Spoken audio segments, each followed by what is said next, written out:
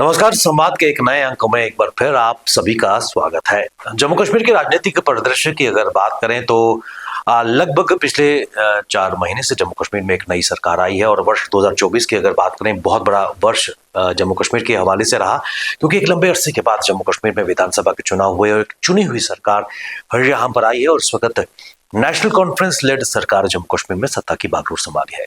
लेकिन इसमें भी कोई दो राय नहीं है कि जम्मू कश्मीर एक केंद्र शासित प्रदेश है और लगभग यहाँ पर पावर के 2 सेंटर्स काम कर रहे हैं और पावर्स यहाँ पर डिफाइन करने का भी प्रयास किया जा रहा है। लेकिन इन सब के बीच 2 मार्च से जम्मू कश्मीर में बजट सत्र होने जा रहा है, जिसको लेकर लगभग तैयारियां भी की जा रही हैं, डिस्कशन भी की जा रहे हैं और मुख्यमंत्री उनकी काबीना की अगर बात करें तो लगातार जो स्टेक होल्डर्स हैं cross section of the society से लगातार विचार विमर्श किया जा रहा है। इन सब के बीच राजनीतिक गर्माहट भी नजर आ रही है और खासकर उमर अब्दुल्ला सरकार ये प्रयास कर रही है कि लोगों की जो एस्पिरेशंस है, एक्सपेक्टेशंस है, उनको पूरा किया जा सके। किस दिशा में अभी तक उमर लेड सरकार का कार्यकाल जा रहा है और कैसा रहेगा जम्मू कश्मीर का आने वाला बजट सेशन, इस पर बात करने के लिए हमारे साथ जुड़ चुके हैं सज्जाद शाहीन जी, जो किसी तारुफ के मोहताज नहीं हैं। आप नेशनल कॉन्फ्रेंस के वरिष्ठ नेता हैं, आप एमएलए हैं बानिहाल से। सर, स्वागत है आपका। बहुत शुक्रिया सर। साहब, शुरुआत में आपसे करना चाहूंगा, इसमें कोई दो राय नहीं है कि एक तवील अरसे के बाद जम्मू कश्मीर में पिछले वर्ष चुनाव हुए और एक चुनी हुई सरकार इस वक्त काम कर रही है और कहीं ना कहीं लोगों की एस्पिरेशंस, एक्सपेक्टेशंस को पूरा करने का भी प्रयास कर रही है। किस नजरिए से इन लगभग मोर देन 100 डेज हो चुके हैं सरकार की कार्यकर्दगी को लेकर, क्योंकि आप भी नेशनल कॉन्फ्रेंस के एक वरिष्ठ नेता हैं, किस नजरिए से आप अपनी पार्टी के कार्यकाल को देख रहे हैं?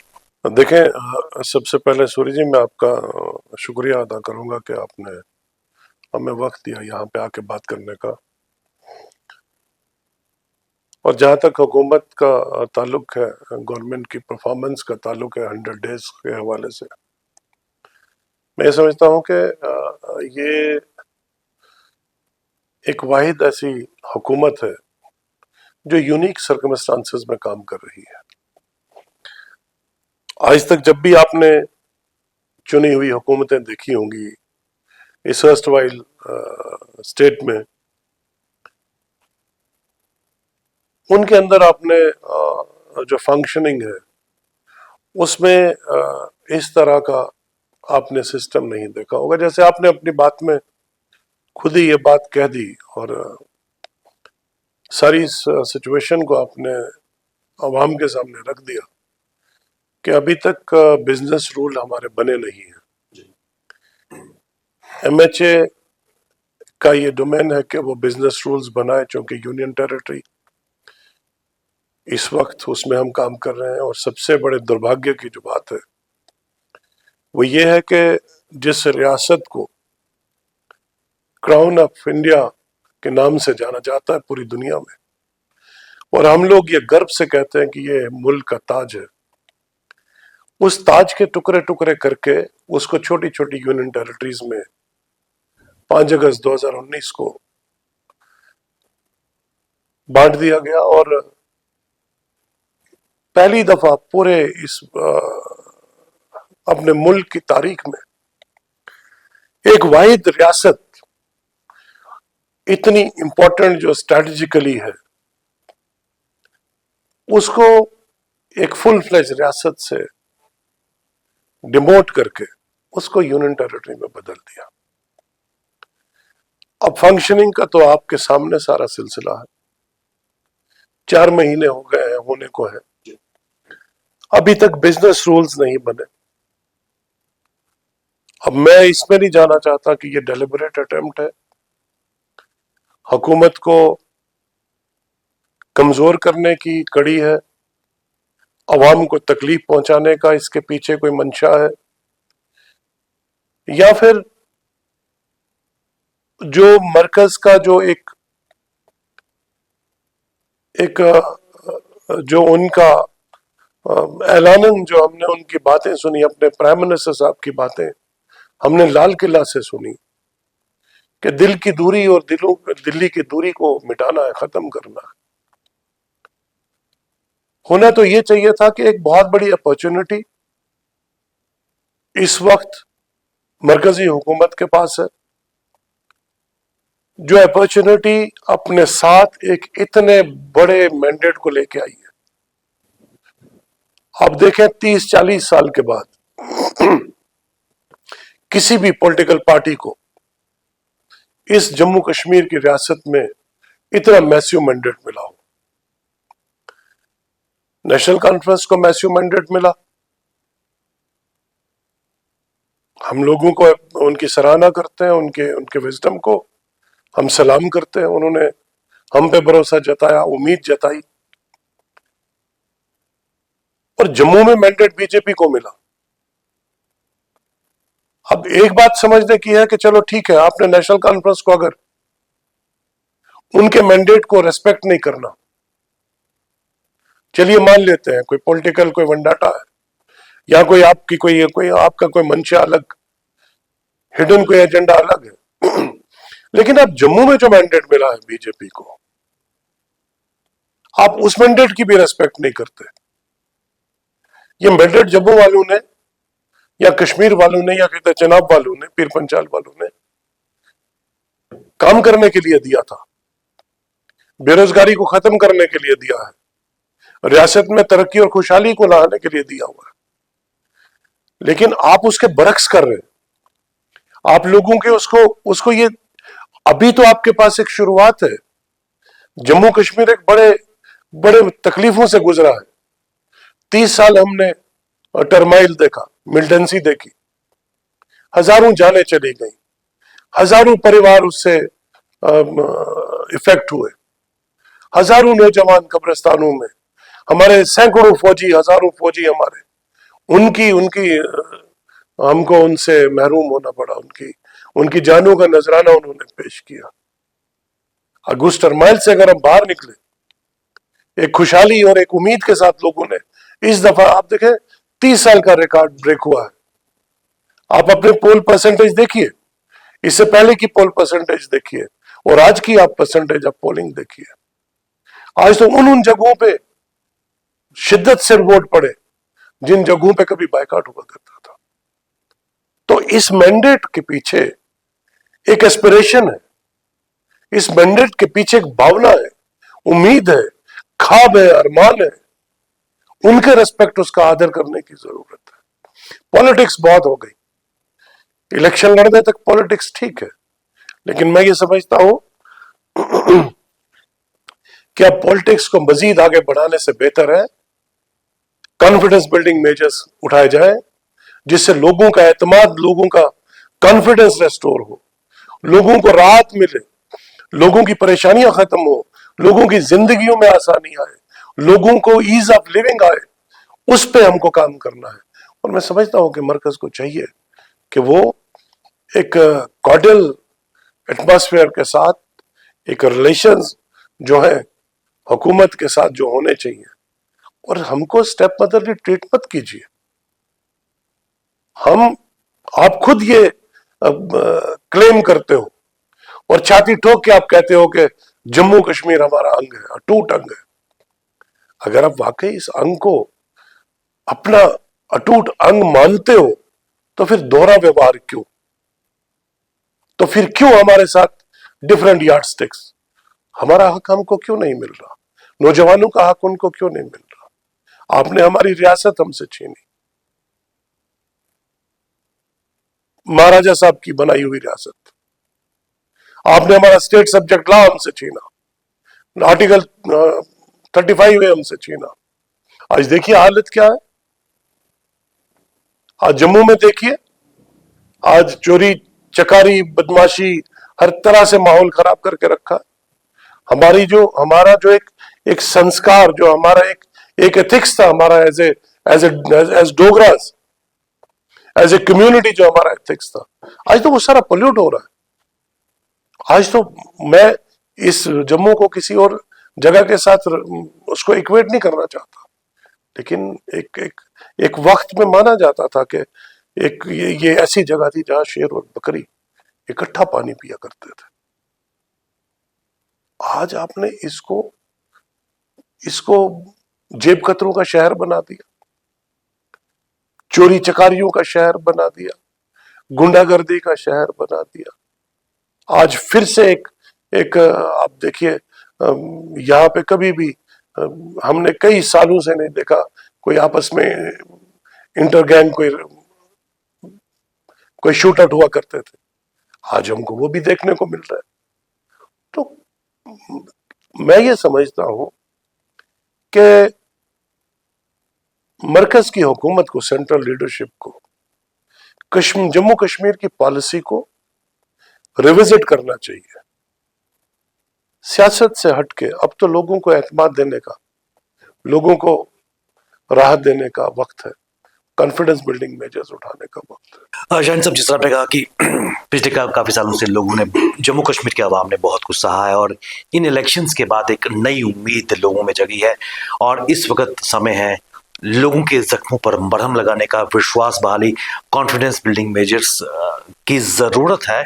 और ऐसे में केंद्र की तरफ से भी कुछ ना कुछ ऐसे इकदाम भी होने चाहिए और खासकर स्टेटहुड की मांग लगातार यहाँ पर हो रही है। इन सबके बीच में जानना चाहूंगा, जो एक मैसिव मैंडेट नेशनल कॉन्फ्रेंस को कश्मीर श्रीनगर से मिला है और ऐसे में लगातार नेशनल कॉन्फ्रेंस पर ये आरोप लगाया जा रहा है कि जो उनका पोल मैनिफेस्टो था, इलेक्शन मैनिफेस्टो था, जो वायदे सरकार ने किए थे, चाहे हम 200 यूनिट बिजली की बात करें, 12 गैस सिलेंडर्स की बात करें या फिर दीगर उसमें जो चीज़ें सामने आई थी रिजर्वेशन पॉलिसी को लेकर, उसको अभी तक फुलफिल करने में नेशनल कॉन्फ्रेंस अभी तक काम नहीं कर रही है। ये लगातार allegations Bharatiya Janata party, PDP और दीगर पॉलिटिकल पार्टीज लगा रही हैं। क्या कहेंगे इस बारे में? देखिए, इलेक्शन मैनिफेस्टो का और उस मैनिफेस्टो के अंदर जो कमिटमेंट्स है, जहां तक उसकी बात है, तो जब पहला सेशन कश्मीर में हुआ था, हमारे एलजी साहब का जब एड्रेस हुआ, एलजी साहब जब एड्रेस करते हैं तो वो हुकूमत की जो एक विजन है उसको वहां पे एक्सप्लेन करते हैं, बताते हैं। उनके एड्रेस में ये बात वाज़िया तौर पे उन्होंने ये कही कि 200 यूनिट बिजली पे काम हो रहा है और पॉलिसी साजी उसमें हो रही है और मेरे ख्याल से मुझे उम्मीद है कि उस पर बहुत जल्दी फैसला लिया जाएगा। इसके साथ साथ 12 गैस सिलेंडर की जो बात है और 12 गैस सिलेंडर के अलावा भी कई हमने इलेक्शन मैनिफेस्टो में वादे किए। नेशनल कॉन्फ्रेंस ने जो मैंडेट पब्लिक से जो लिया, 5 साल के लिए लिया हुआ है और जो भी हमने वादे किए हैं उसको हमने इंप्लीमेंट करने के लिए एक प्रोसेस शुरू कर दिया। अभी सिर्फ 100 दिन के करीब हमारी हुकूमत को हो गए और 5 साल अभी तकरीबन 4 साल और 9 महीने बाकी हैं। हम लोग आपके माध्यम से रियासत जम्मू कश्मीर की आवाम को यकीन दिलाना चाहते हैं कि उमर अब्दुल्ला साहब की सरबराही की ये जो हुकूमत है, ये हर किए गए वादे को पूरा करने में हर मुमकिन कोशिश करेगी और न सिर्फ ये वादे बल्कि इनके अलावा भी जो कुछ हमारे हुकूमत का विजन है, हमारी लीडरशिप का विजन है, उमर अब्दुल्ला साहब का विजन है, इससे भी कई ज्यादा रियासत जम्मू कश्मीर को हम फराहम करने की, सुविधाएं देने की पूरी हम उसके कमिटेड है। और criticism for the sake of criticism हम उसको उस पर ज्यादा ध्यान नहीं देते। इन लोगों के पास बेचने के लिए कुछ नहीं है, अपनी क्रेडिबिलिटी लूज कर गए हैं। पीडीपी को पार्लियामेंट में भी शिकस्त मिली, असेंबली इलेक्शंस में शिकस्त मिली, बाकी जितनी प्रॉक्सी पार्टीज थी उनको लोगों ने रिजेक्ट किया। अब इनके पास क्रिटिसिज्म के सिवा कहने को कुछ नहीं है। आज अगर पीडीपी हम पे उंगली उठाती है तो मैं तो ये कहूंगा कि इस रियासत को इस कगार पे पहुंचाने वाली अगर कोई जमात है तो वो पीडीपी है, क्योंकि पीडीपी ने अगर उस वक्त बीजेपी के साथ हाथ न मिलाया होता तो आज महाराजा साहब की ये रियासत, इसके टुकड़े नहीं होते, आज इस ताज के टुकड़े नहीं होते जो जिसे मुल्क ताज कहा जाता है। इन्होंने उस वक्त छोटी एक सोच का मुजाहरा करके नेशनल कॉन्फ्रेंस को खत्म करने की खातिर बीजेपी के साथ हाथ मिल गया और एजेंडा इनका हिडन था। इन्होंने अंदर जाके कंस्पायर किया और इस रियासत को इसका गार पे पहुंचाया। आज बेरोजगारी इस मुल्क में सबसे ज्यादा अगर किसी जगह पे है तो जम्मू कश्मीर में 32-33% आपकी अनएम्प्लॉयमेंट का रेशियो है। हम कहां खड़े हैं? रिसोर्सेज हमारे श्रिंक हो रहे हैं, अपने वसाइल हमारे हैं नहीं, और इस वक्त हम लोग बड़े बड़े चैलेंजेस हैं हमारे सामने। लेकिन फिर भी हम पूरी हमारी ये कोशिश है कि हमने जो वादे किए हैं उन वादों को पूरा करें। और मैं इनको भी ये कहूंगा कि पॉलिटिक्स से ऊपर उठ के आप कुछ हासिल नहीं हुआ। आपने नेशनल कॉन्फ्रेंस को खत्म करने की कोशिश की, नेशनल कॉन्फ्रेंस खत्म नहीं हुई। साजिशें करने से, षड्यंत्र चलाने से कुछ हासिल नहीं होगा। अवाम सुप्रीम है, अवाम देखती है और अवाम बहुत नजदीकी से देखती है, बड़ा बड़ा मैक्रो लेवल पे अवाम देखती है। लोग अब बड़े विजनरी हैं, लोग समझ आते हैं। इसलिए इन चीजों से ऊपर उठ के कंस्ट्रक्टिव पॉलिटिक्स हो, कंस्ट्रक्टिव अपोजिशन हो, और अपोजिशन का होना बहुत लाजमी है। जब तक स्ट्रांग अपोजिशन नहीं होगी तब तक हुकूमत सही दिशा में शायद उतना न चल पाए जितना वो चलना चाहिए उसको। लेकिन पॉजिटिव कंस्ट्रक्टिव रोल अपोजिशन का हो। आपने पहले सेशन में देखा, कश्मीर में 4 दिन का बड़ा महत्वपूर्ण सेशन था, लेकिन पॉलिटिक्स हुई, इधर से भी पॉलिटिक्स हो गई, दूसरी जमात ने भी पॉलिटिक्स कर दी। नतीजा ये निकला कि पूरा सेशन जो है उसका वक्त जो है जाया हो गया। एक शाहिन साहब, एक चीज मैं आपसे जानना चाहता हूँ। लगातार उमर अब्दुल्ला साहब तीसरी बार गृह मंत्री से मिले हैं और आज भी एलजी मनोज सिन्हा और मुख्यमंत्री उमर अब्दुल्ला भी एक अहम मीटिंग में इकट्ठे बैठे हैं अमित शाह जी के साथ ही। और ये भी कहा जा रहा था कि डॉक्टर फारूक अब्दुल्ला साहब भी भाजपा के कई नेताओं से मुलाकात की हैं और ये कयास लगाए जा रहे हैं कि कुछ ना कुछ पर्दे के पीछे चल रहा है। क्या भाजपा और नेशनल कॉन्फ्रेंस के बीच अलायंस की तैयारी चल रही है? लगातार ये कयास मार्केट में चल रहे हैं, क्या कहेंगे इस बारे में? क्योंकि इंपॉर्टेंट इस वक्त ये यहाँ पर जम्मू कश्मीर के हवाले से निकल के आ रहा है और ये माना जा रहा है कि आने वाले समय में शायद एक अलायंस की फॉर्मेशन भारतीय जनता पार्टी और नेशनल कॉन्फ्रेंस के बीच हो सकती है। देखिए, सबसे पहले तो मुझे ये बात सुन के बड़ी हैरत होती है कि पिछले हफ्ते से इस बात पे बड़ी चर्चा चल रही है कि नेशनल कॉन्फ्रेंस और बीजेपी अलायंस करने जा रहे हैं। पहले तो मैं ये बताऊं कि अलायंस सिर्फ 2 चीजों पे होता है, इलेक्शन लड़ने के लिए और हुकूमत गवर्नमेंट फॉर्मेशन के लिए। हम लोग उन दोनों स्टेजों को पीछे छोड़ के आए। हुकूमत भी बन चुकी है, इलेक्शन भी हो चुका है। अब तो अलायंस का कहीं सवाल ही पैदा नहीं होता। अगर हम अलायंस करें तो किस चीज को लेके करें? रहा सवाल मीटिंग्स का, देखें, जब कोई हुकूमत बनती है, आज मरकज में, सेंटर में बीजेपी की सरकार है।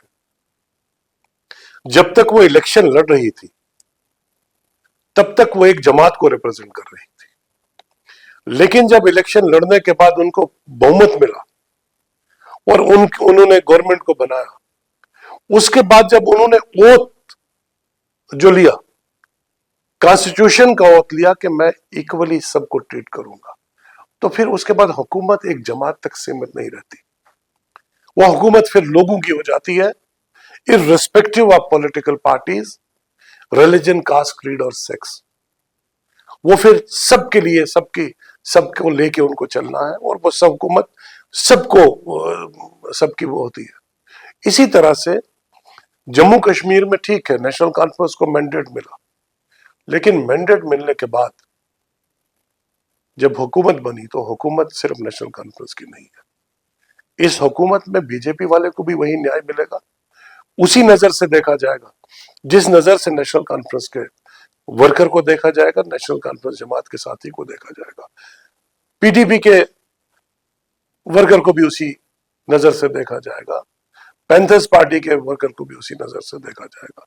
तो हुकूमत बनने के बाद हुकूमतें जो है वो अवाम की हो जाती हैं, इर्रेस्पेक्टिव आप किस जमात से कौन किससे ताल्लुक रखता है। और जब हुकूमतें बनती है फिर उनका अपना एक एक एक एसओपी होता है काम करने का। मुल्क का जो होम मिनिस्टर है, होम मिनिस्टर ने किसी बात पे एक आज कोई जो मीटिंग है उसका जो जो एजेंडा है वो क्रिमिनल लॉज के इम्प्लीमेंटेशन और उसके लिए रिव्यू का जो एजेंडा है, तो वो जम्मू कश्मीर से रिलेटेड है, इसलिए ये ऑब्लिगेशन है चीफ मिनिस्टर की उस मीटिंग में पार्टिसिपेट करना एज चीफ मिनिस्टर।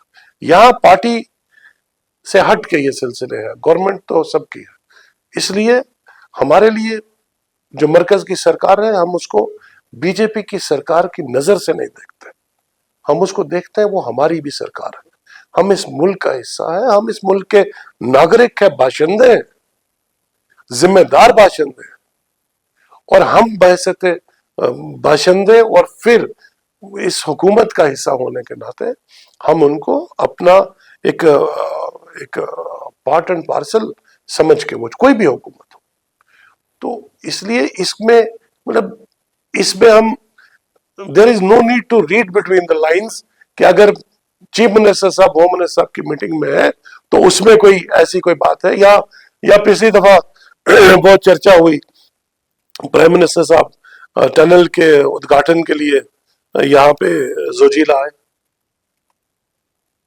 सोनमर्ग में, और वहां पे कयास आराई की गई कि एक प्रोटोकॉल है साहब, जम्मू कश्मीर की इस रियासत में प्राइम मिनिस्टर साहब का विजिट है, उनकी ऑब्लिगेशन है, उनकी ऑफिशियल ऑब्लिगेशन है, उनके लिए मैंडेटरी है उनके पास उधर उसमें उस जो फंक्शन था उसमें पार्टिसिपेट करना। तो उसके साथ आप क्या रिलेट करके उसमें जब ये बात मतलब उसको ये कयास रहे कि जाए कि अलायंस कर रहे हैं, तो ऐसा कुछ भी नहीं है, अलायंस वाला टाइम खत्म है। हाँ, हम काम करना चाहते हैं, कॉर्डियल रिलेशन के साथ काम करना चाहते हैं। पर नेशनल कॉन्फ्रेंस की तरफ से शाहिन साहब ये भी कहा जा रहा है कि जब भी security related meetings home ministry की तरफ से बुलाई गई थी, in the capacity of CM of J and K Omar साहब को भी इनवाइट किया जाना चाहिए था। देखिए, जैसे मैंने कहा कि एक एसओपी है, उसमें जम्मू कश्मीर को या जम्मू कश्मीर के चीफ मिनिस्टर को उसी तरह से ट्रीट किया जाना चाहिए जिस तरह से बाकी स्टेट्स या यूटीज के चीफ मिनिस्टर को ट्रीट किया जाता है। इसलिए मैंने इब्तिदा में यह कहा कि डिफरेंट यार्डस्टिक्स और इस तरह के जो हरबे हैं इनसे कुछ हासिल नहीं होगा। ये कोई अगर ये समझता कि इससे कोई हल होने वाला है, नहीं है। कोई अगर ये समझता है कि इससे नेशनल कॉन्फ्रेंस कमजोर हो जाएगी, क्यास क्रिएट करेंगे, कंफ्यूजन क्रिएट करेंगे, तो उससे नेशनल कॉन्फ्रेंस को एज ए पॉलिटिकल पार्टी नुकसान होगा, नहीं होगा, क्योंकि तारीख गवाह है। आप अगर तारीख के पन्नों को टटोलेंगे 1953 से लेके आज तक कितनी साजिशें हुई, हर साजिश से निकल के आई नेशनल कॉन्फ्रेंस और मजबूती से निकल के आई। इसलिए निकल के आई क्योंकि दिलों में बसती है लोगों के, और हमारा लोगों के साथ एक कमिटमेंट है, एक मूवमेंट है नेशनल कॉन्फ्रेंस। हम लोगों के लिए है, हम लोगों से हैं, हम लोगों के लिए है, और लोगों के लिए हम अगर हमें कुछ भी किसी भी हद तक जाना पड़े, लोगों के लिए जाएंगे, वो बिला किसी रीजन के, बिला किसी मजहब के, बिला किसी नस्ल के, बिला किसी जात के, इन सब चीजों से उठ के हम लोग सबके लिए बिल्कुल बराबरी का एक सोच लेके चलते हैं, बराबरी का एक एक एक एक नियत लेके चलते हैं, और सबके लिए हम खड़े हैं। तो मैं यही कहूंगा कि मरकज को अपनी पॉलिसीज को रिविजिट करना चाहिए, और अब सियासत का वक्त खत्म हो गया है। तीसरी दफा बीजेपी सेंट्रल में हुकूमत बनाई हुई है, और कितनी पॉलिटिक्स करोगे? आपको जम्मू में लोगों ने मैंडेट दिया, आप इनकी एस्पिरेशंस को तो एड्रेस करिए लोगों की। आज अगर ये तो वही वो बात हो गई कि मेरे हमसाये को एक एक वो दो नेबरर आपस में रहते थे, तो एक जेलस था दूसरे नेबरर से, तो वो उसके लिए बददुआ ऊपर वाले से रात को मांगता था कि यार उसको तो गरीब कर दे, तो ऊपर वाला उसकी रजा के लिए उसको गरीब कर देता था, लेकिन इसको डबल कर देता था नुकसान। तो ये वो किस्सा ना हो कि जम्मू को भी अगर कश्मीर को नुकसान है तो जम्मू को भी नुकसान है। अगर कश्मीर के लोग सफर कर रहे हैं तो जम्मू के लोग भी सफर कर रहे हैं। अगर जम्मू कश्मीर का बेरोजगार सफर कर रहा है, जम्मू का भी बेरोजगार सफर कर रहा है। कश्मीर का ट्रेडर सफर कर रहा है तो जम्मू का ट्रेडर सफर कर रहा है। मैं तो ये कहूंगा कि जम्मू में हम लोग बहुत कंसर्न है जम्मू के बारे में। जम्मू का बिजनेस खत्म हो रहा है, जम्मू का ट्रेड खत्म हो रहा है, जम्मू का हमारा जो दरबार मुंह था, दरबार मुंह खत्म होने से जम्मू की इकोनॉमी कंप्लीट नीचे आ गई। हमारा ट्रेडर आज रो रहा है। मैं परसों किसी अपने दोस्त के पास गया, कुछ मुझे खरीदारी करनी थी, और रघुनाथ बाजार बहुत देर के बाद गया, तो यकीन जानो रघुनाथ बाजार को मैंने वीरान देखा। रो रहे थे ताजिर, और वो कहते हैं जी अब हम ये बाजार छोड़ के दूसरी जगहों पे हम शिफ्ट हो रहे हैं। ये तो टोटलिटी में ये हाल है। तो जम्मू की बात करने वाले कम से कम जम्मू को तो एड्रेस करें, छोड़िए कश्मीर को। शायद साहब एक इम्पोर्टेंट चीज मैं आपसे डिस्कस करना चाहूंगा। आने वाले समय में बजट सत्र की शुरुआत है, आप खुद भी एक विधायक हैं, और किस नजरिए से कितना फ्रूटफुल ये बजट सेशन होना चाहिए, क्योंकि लोगों की उम्मीदें एक्सपेक्टेशन इस सेशन से काफी है। देखें, जहां तक इस बजट का ताल्लुक है, और हम बड़े ऑप्टिमिस्टिक हैं, और हमारे चीफ मिनिस्टर साहब का उनका अभिनंदन करूंगा, उनका अप्रिशिएट करूंगा कि पहली दफा ऐसा देखने को मिला है कि एक चीफ मिनिस्टर इतना मैसिव और मैक्रो स्केल पे इतना ब्रॉड कंसल्टेशन कर रहे हैं, प्री बजट मीटिंग्स जो लेके, और सभी स्टेक होल्डर्स के साथ बात कर रहा है। जहां उन्होंने पॉलिटिकल रिप्रेजेंटेटिव्स के साथ मीटिंग्स की और पब्लिक की एस्पिरेशंस को जानने की कोशिश की, पब्लिक की रिक्वायरमेंट्स को समझने की कोशिश की कि जमीनी सतह पे अवाम को दरपेश क्या है, वो चाहते क्या है, उनकी रिक्वायरमेंट क्या है, उनकी डिमांड क्या है। वहीं ट्रेडर्स की भी बात कर रहे हैं, वहीं अनएम्प्लॉयड यूथ की भी बात कर रहे हैं, उनसे भी बात कर रहे हैं, टूरिज्म रिलेटेड उनके स्टेक होल्डर से बात कर रहे हैं, ताकि एक ऐसा प्रो पीपल और प्रो पुअर एक बजट बनाया जाए जिससे सभी वर्ग के लोगों को राहत पहुंचे, और खासतौर पे जो निचला तबका है उस तबके को अपलिफ्ट करने के लिए जो वो समझने की कोशिश करते हैं। तो मैं बड़ा अप्रिशिएट करता हूं, और मेरे लिए ये बहुत एक बड़ी ये एक सीख है जिस तरह से वजीर आला साहब, चीफ मिनिस्टर साहब, जब उन्होंने हमारे डिस्ट्रिक्ट की जब मीटिंग ली बजट के मुतालिक, और जिस तरह से जितना उन्होंने डिटेल में हमसे पूछने की, उनसे हमसे जो उन्होंने इंफॉर्मेशन लेने की कोशिश की, तो मैं मतलब without any exaggeration I am highly impressed कि वो कितने मतलब बॉटम लेवल तक अवाम की क्या रिक्वायरमेंट है, क्या नीड्स है, उनको वो एड्रेस करने के लिए जिस तरह से कंसल्ट कर रहे हैं। तो मैं उम्मीद करता हूं कि ये बहुत अच्छा बजट होगा, तारीखी बजट होगा, विजनरी बजट होगा, और हमें उम्मीद है कि अवाम इससे खुश होंगे। शायद साहब चलते चलते आपकी अपनी कॉन्स्टिट्यूंसी की अगर बात करें, काफ़ी एक हिली एरिया भी है आपका जो डिस्ट्रिक्ट भी है, और पसमानदा भी है, कहीं मुश्किलात वहाँ पे लोगों को आती हैं, और कहीं पिछले काफ़ी सालों से आप वहाँ की आवाम के साथ, पब्लिक के साथ जुड़े हुए हैं, उनकी मुश्किलात को बेहतर तरीके से जानते हैं। क्या विजन लेकर आप अपनी कॉन्स्टिट्यूंसी में काम करने वाले हैं ताकि वो भी एक बेहतर तरीके से पूरी जम्मू कश्मीर के साथ चल पाए? देखिए, मेरी कॉन्स्टिट्यूंसी का जहाँ तक ताल्लुक है और मेरे ज़िले का जहाँ तक ताल्लुक है, वो सबसे पिछड़ा हुआ ज़िला भी है, सबसे पिछड़ी हुई कॉन्स्टिट्यूंसी भी है। और डिलिमिटेशन की जब रिपोर्ट आई तो उसमें हमारे साथ बहुत बड़ी ज्यादती हो गई।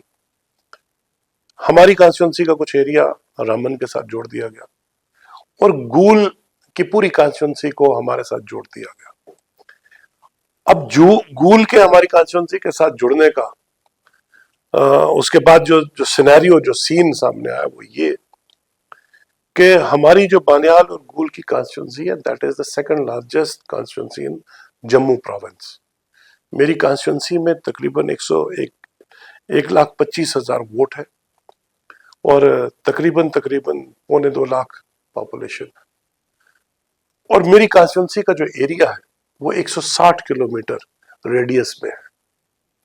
आप इमेजिन कर सकते हैं कि टनल टॉप से लेके गूल के इंद एरिया तक मेरी कॉन्स्टिट्यूंसी 155 किलोमीटर के स्ट्रेच में फैली हुई है। और दूसरा, हमारे पास रोड कनेक्टिविटी, हमको रामबन से होके गूल पहुंचना है। रेल का थोड़ा सा साधन अभी बना, वो भी रेल एक आध दिन को चलती है। तो बहरहाल कहने का ये मतलब है कि एक तो educationally backward, economically, socially backward, basic facilities के लिए अभी तक हम लोग जूझ रहे हैं। हेल्थ इंफ्रास्ट्रक्चर हमारा शैम्बल्स में है, एजुकेशन की फैसिलिटी नहीं है, हायर एजुकेशन की। आप देखें डोडा में यूनिवर्सिटी के कैंपस खुले, भद्रवाह में खुले, किश्तवाड़ में खुला, रामनगर में खुला, उधमपुर में खुला, पुंछ में खुला, राजौरी में खुला। वाहिद एक जो जिला जहां अभी तक हायर स्टडीज की कोई फैसिलिटी नहीं है वो जिला रामबन में, जिला रामबन, बानिहाल है जिला रामबन है। आपके मेडिकल कॉलेज अनंतनाग में भी, उधमपुर में भी, आपका मेडिकल कॉलेज डोडा में भी, लेकिन मेरे इलाके में मेडिकल कॉलेज नहीं। स्कूल है तो स्टाफ नहीं है, स्टाफ है तो डेस्क नहीं है, डेस्क है तो बच्चों के बैठने के लिए टाट नहीं। बहुत मुश्किल चैलेंजेस हैं, लेकिन हमारा एक विजन है कि जहां हम लोगों को बुनियादी सहूलियात पहुंचाएं, जहां बिजली, पानी, सड़क उनको पहुंचाएं, स्कूल पहुंचाएं, अस्पताल दे, वही मेरी एक कोशिश है कि मैं दो चीजों पे बड़ा फोकस्ड हूं। वो एक तो एजुकेशन और दूसरा हेल्थ। एजुकेशन में मैं ये समझता हूं कि मेरे बच्चों को, कई मेरे हजारों बच्चे और उनके वालिदैन, उनके पेरेंट्स अपने बच्चों को पढ़ाने की तमन्ना रखते हैं, लेकिन उनकी जो माली हालत है वो उनको शहरों में जाके तालीम दिलवाने की वो सकत नहीं रखते। तो नतीजा ये रहता है कि उनके घर का चिराग उनके घर में बुझ जाता है। मेरी ये कोशिश है कि मैं न सिर्फ बुनियादी प्राइमरी सतह की जो तालीम है, एजुकेशनल इंफ्रास्ट्रक्चर है, उसको इंप्रूव करूं, बल्कि हायर एजुकेशन के लिए मैं यूनिवर्सिटी का वहां पे कैंपस कायम कराऊं। और मैं कल ही, बल्कि मैं आपको ये बात आज, चलो आपने ये छेड़ी तो मैं बता देता हूं कि मैं रिसेंटली उमर अब्दुल्ला साहब से मिला था और मैंने कई बातों के अलावा उनसे ये कहा कि यही बात मैंने कही कि मेरे गरीब इलाका है मेरे बच्चे जो है उनके पास हायर एजुकेशन के साधन नहीं है। 1% 2% लोग एफोर्ड करके शहरों में आके तालीम हासिल कर पाते हैं, बाकी लोग नहीं कर पाते। यूनिवर्सिटीज में जाने की उनमें ताकत नहीं है। उसका नतीजा यह है कि लिटरेसी रेट बढ़ नहीं पा रही और लोग अनपढ़ रह रहे हैं। तो मैंने उमर अब्दुल्ला साहब से रिक्वेस्ट की कि हमें एक यूनिवर्सिटी का एक सैटेलाइट कैंपस दीजिए जम्मू का, ताकि हमारे लोग भी पीजी कर सकें या अपने अपने इलाकों के अंदर। तो मैं उनका बड़ा शुक्रगुजार हूं कि उन्होंने मेरी बात को समझा और उसको एंडोर्स किया, एक्नॉलेज किया। उन्होंने न सिर्फ मेरी कॉन्स्टिट्यूंसी में खड़ी इलाके में हमें कॉलेज देने के लिए उन्होंने हमें एश्योर किया, बल्कि उन्होंने यूनिवर्सिटी कैंपस देने के लिए भी हमारी बात को समझा है और एश्योरेंस दी है। उसके बाद में मैडम सकीना इतू साहिबा से मिला, उनको मैंने ये बात बताई कि मेरे मेरे मेरे घर की, मेरे, क्योंकि परिवार तो सारा ये एक तो एक्सटेंडेड फैमिली है, मैंने अपने परिवार के सदस्यों की हालत बताई कि मेरा बच्चा पढ़ना चाहता है, पढ़ नहीं सकता। तो मैं उनका भी बड़ा शुक्रगुजार हूं, उन्होंने मेरी बात समझी। और कल ही इस पे एक मीटिंग हमारे जो एडिशनल चीफ सेक्रेटरी शांत मन्नू साहब हैं, जो एजुकेशन और हायर एजुकेशन के वो इंचार्ज हैं, मैं जब कल उनसे मिला तो मैं उनका निहायत ही शुक्रगुजार हूं कि उन्होंने डायरेक्टर कॉलेजेस को उसी वक्त बुला के एक मीटिंग की और एक प्रोसेस शुरू कर दिया। और उन्होंने वीसी जो जम्मू यूनिवर्सिटी के हैं वो भी उनके पास आए हुए थे, उनके सामने भी ये बात रख के मेरे कॉन्स्टिट्यूंसी के अंदर डिग्री कॉलेज खड़ी के अंदर कायम करने के लिए एक प्रोसेस शुरू कर दिया और यूनिवर्सिटी कैंपस के लिए उन्होंने एक प्रोसेस शुरू कर दिया। और मुझे उम्मीद है कि न सिर्फ यूनिवर्सिटी और कॉलेज बल्कि हम कोशिश करेंगे कि लोगों की जो रोजमर्रा के जो इश्यूज हैं न सिर्फ वो एड्रेस हों बल्कि वो वसाइल भी हो, वो फैसिलिटीज भी हो जिनसे वो अपनी दिशा भी बदल सकते हैं, अपनी दशा को भी बदल सकते हैं। शाहीन साहब, आप हमारे साथ इस कार्यक्रम में अपना बहुमूल्य समय दिया और जम्मू कश्मीर के राजनीतिक परिदृश्य पे आपने बात की, आपका बहुत बहुत शुक्रिया। बहुत बहुत शुक्रिया सूर्य जी। ये थे नेशनल कॉन्फ्रेंस के वरिष्ठ नेता एमएलए बानिहाल सज्जाद शाहीन जी। बुलंद आवाज हैं और खासकर जम्मू कश्मीर में आने वाले बजट सत्र पर और जम्मू कश्मीर की राजनीतिक गलियारू में जो गर्माहट चल रही है उस पर आपने अपने इनसाइट्स दिए। बने रहिए हमारे साथ, हमें दीजिए इजाजत, नमस्कार।